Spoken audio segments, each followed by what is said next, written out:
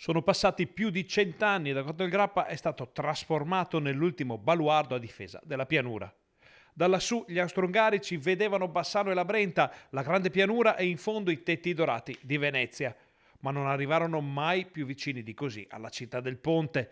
Sulle balze del massiccio nacque in quei giorni il mito degli Arditi, forgiato sul fronte veneto ed entrato nella storia della Grande Guerra.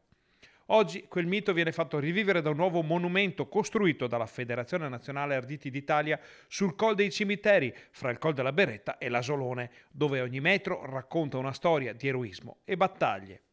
Il monumento è stato inaugurato domenica dopo le cerimonie al Col Moschin ed è stato intitolato alla memoria di Ciro Scianna, ardito morto durante un assalto al Monte Asolone il 24 giugno del 1918.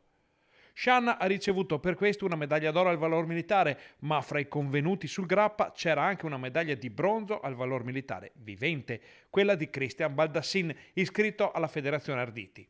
L'alzabandiera ha dato nuova dignità a quei luoghi, facendo entrare ufficialmente il Cippo nel novero di monumenti del Grappa, che sarà meta di pellegrinaggio da parte degli Arditi che l'hanno voluto, progettato e costruito.